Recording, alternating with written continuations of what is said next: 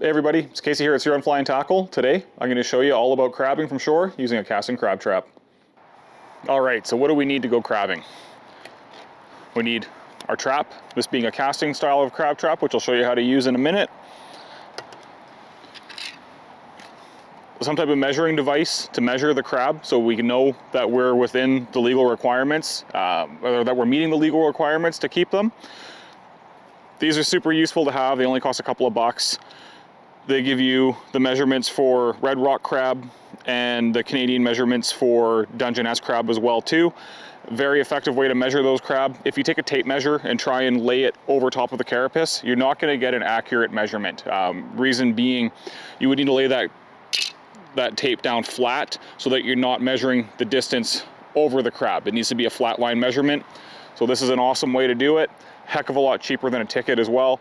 And really need to be mindful that even if that thing is just a hair short, you got to let that sucker go. It's got to be touching, if not bigger than the minimum requirement. So for a Dungeness crab, males only, 165 millimeters or 6.5 inches.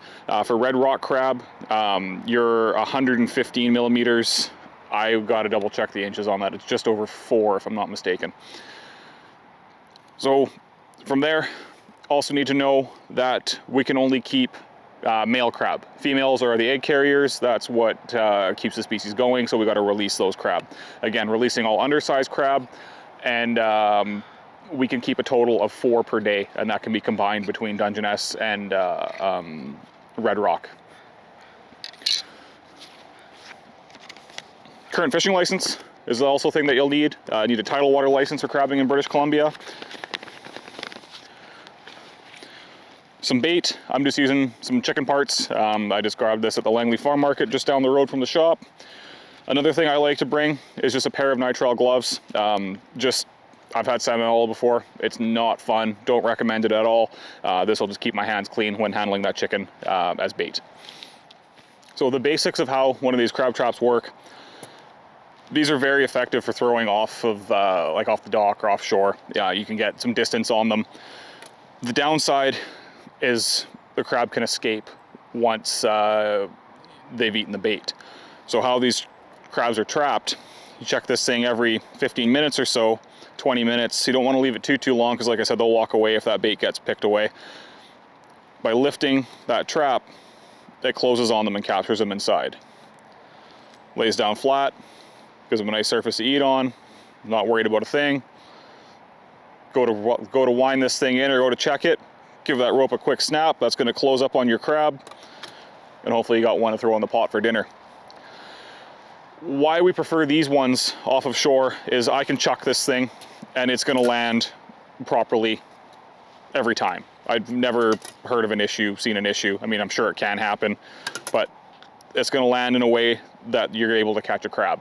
With a box style of trap or a round trap or whatever, if you're trying to chuck this thing out there and get any kind of distance, that thing can land upside down, it can land on its side. I mean, you might get lucky and it lands on the right way up, but if it's sideways or upside down or whatever, you're not going to get any crab. Or what you will get, will be able to find its way quickly out of the doors, and that's no fun, no crab for the pot. So we're going to throw our bait in there, we're going to chuck that sucker out as far as we can, and hopefully one walks in that we can take home for dinner. So essentially, I'm going to do this here just because it's a little quieter here than it is at the dock right now. I'll show you, we'll do a little bit of fishing up at the dock in just a minute. So I'm going to put my gloves on.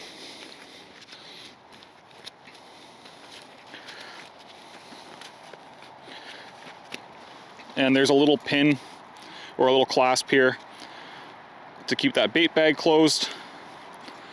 I'm going to open that up without losing that, and we're going to put some chicken in there. So chicken backs, chicken whatever, something cheap.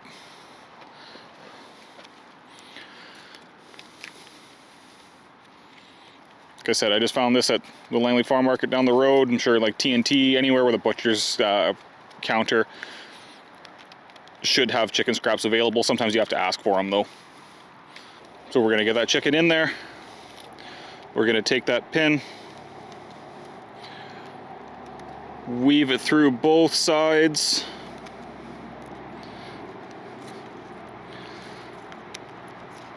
to keep it closed.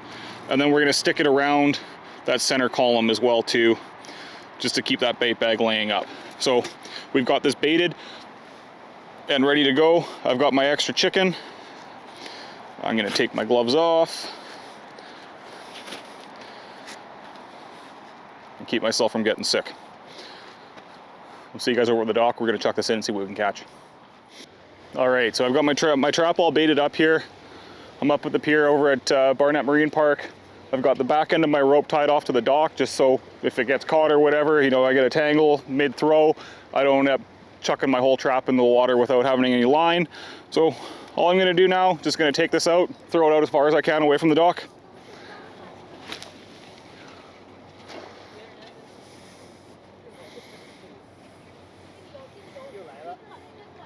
Let that sink to the bottom. I'm just gonna manage the slack line here so we don't get tangled up in it, and then we're just gonna hang out and wait. See what happens in a minute.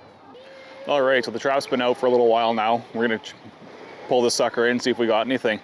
So what I'm gonna do is I'm just gonna take in a little bit of slack that I got, and then I wanna give this a good hard tug to try and close that trap and trap any crabs that might be in there.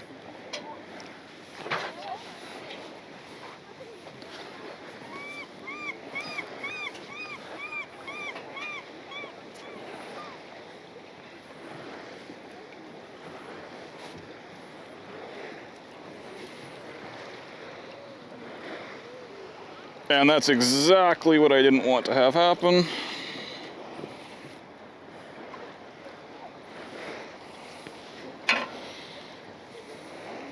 And there we have a couple of crab.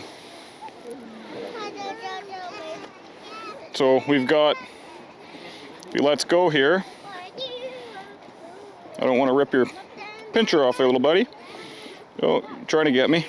Yeah, we're gonna let that little guy go. Oh, this one big. And we got one here that's a little bigger, all caught up in the trap. So what I'm gonna do is I'm just gonna grab my crab caliper and I'm gonna see if this one's potentially one that we can keep. All right, so this is a male.